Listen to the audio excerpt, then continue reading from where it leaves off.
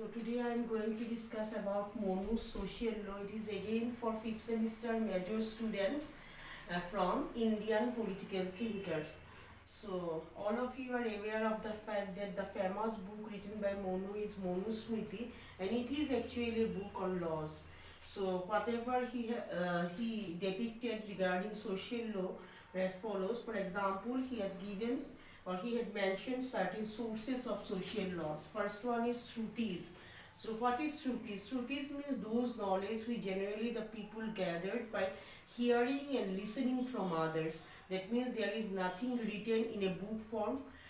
Someone has delivered lecture or someone has given advice to them, and the people or those persons, they keep all those knowledge in their mind and in their brain, and ultimately they transfer that knowledge to their next generation. So Vedas and Upanishads are regarded as Shrutis because these two are not found in book form, and the tradition is that God has actually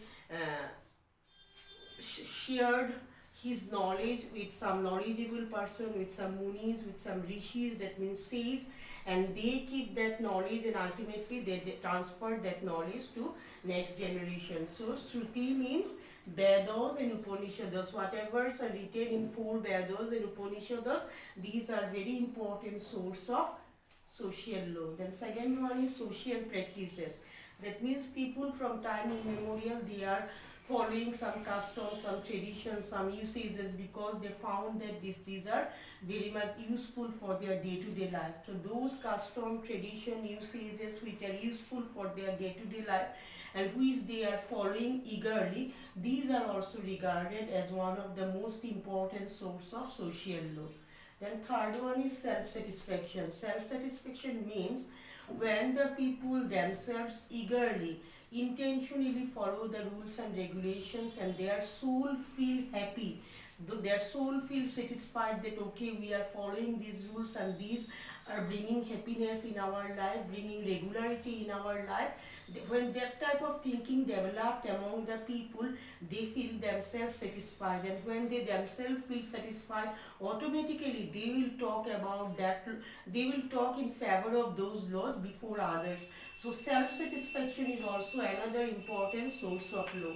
And last one is analysis. That means Manu, he gave permission to the people to analyze the laws which are there are termed as social law. But they can analyze it, they can discuss about those laws, they can expand the area of those laws, but they cannot argue or they cannot contradict those laws, they cannot ask any question regarding those laws, because those laws are actually who has given those laws, who are the creator of these laws. Creator is God.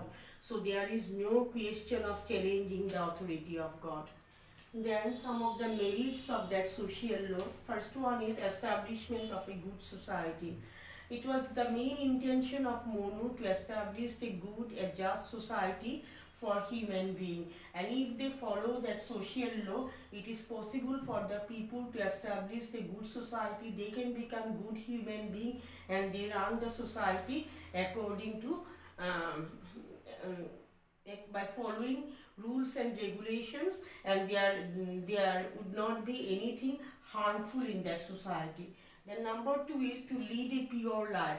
That means you remember one thing, that political history of India was actually molded by religious tradition. That means during that period, religion actually controlled politics, economics, everything. So whatever the instruction of the politician or the king, everything, these are always for the betterment of pure life of the people.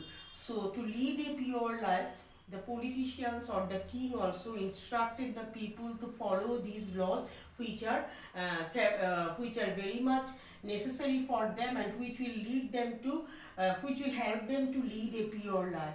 The next one is establishment link between life and religion. So in that period actually the religion instructed how to lead the life of a particular person, and in the religious books, in the Vedas and in the Upanishads, they have mentioned many principles like Varna system or caste system, then ashram, then Purushartha. All these systems are mentioned in Vedas and Upanishads, and which should have to be followed by the people to lead a good life. So Varna system means there are 4 Varnas or 4 castes in Hindu society. Then ashram means 4 cycle of life. That means Brahmacharya, Grihastha, Vanprastha and Sannyas. And Purushartha means ultimate end of life by fulfilling their own aim in life. So all these things are possible only by following this social law. Social law will establish link between life and religion, because religion is the main or important source of social law, and this social law ultimately lead us to follow the rules and regulation, follow the principle of life, which will give the people a peaceful life. Then more stress on duties. So for a social law of Manu's concerned, here Manu not only said about the rights of the people, but along with that he also put very much importance on the duties of the king, because king is the lawgiver and he is the protector of law. So it was the responsibility of the king to look after the subjects, to work for their benefits, to protect them from external aggression, internal disturbances, etc. Because he is the savior of law, he is the protector of law. So he would have to follow much more duties in his life to make the social law much more significant. Then next one is interdependence of state and society, because in those days there was not so much difference between state and society were also guided by the social laws. A state was also guided by the social laws, because all are actually linked with religion. So if the society is good, if the individual who combine together form a society are good, automatically it is easier for the state to run the administration of the country. So this social law, which is more or less common for state and society, were generally helpful for making the state strong, depending on a perfect society. And the merits of that social law, first one is it is ambiguous. Ambiguous means it is not clear. Why not clear? Because Manu at one time he said that caste system is based on birth, and birth will determine which class you will belong. But in next phase of his life he said that no, people can actually attain or people can actually change his own caste by performing good activities or bad activities. That means someone can move upward,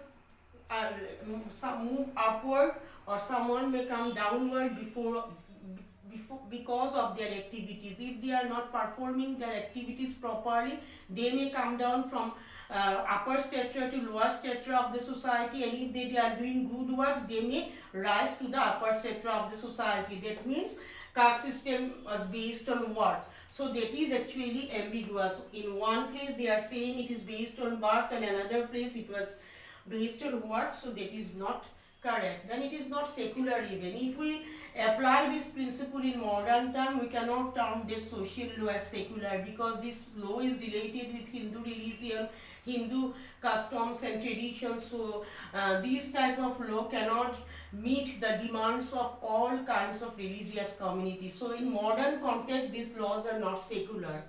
Then these laws are not scientific even. Why these laws are not scientific? Because on the one hand, Manu said that people can analyze the laws, people can analyze the social laws, but on the other hand, what Manu was saying, that they cannot question the law. So without questioning what is the meaning of analysis, analysis will become meaningless without questioning anything, without debate, without proper discussion, and without questioning anything, it's become meaningless. So it is not scientific even to regard analysis as an important source of law, because people cannot challenge the law. then it is unequal because of the fact that in Manu's social law, women and Shudras, they were not treated equally. They were treated very badly. A number of restrictions were imposed on them, so these laws are not equal. Before these laws are not equal, and all the persons are not equal before the eyes of law. And last one is his ideas on women and Shudras are also not acceptable. And another thing is that, so far as inequality is concerned, Manu said that if the Brahmin community, they have performed any offenses or any offense, then they will also get the punishment, that but their punishment will be less if the same crime committed by other persons belonging to other strata of the society. That means for same crime, Brahmin will get less punishment, other will get more punishment. So that is also an example of inequality. And about women and Shudras, he always imposed many restrictions that was not acceptable in present day world. So Manu's theory of social law, if we judge it in present context, number of loopholes are there, but his main intention was to establish a just society, establish a pure society, establish a systematic society. That was that was his main intention, and that should be actually that should actually get encouragement from the people. But in present context, number of loopholes or number of criticisms can be leveled against Manu's theory of social law. Thank you.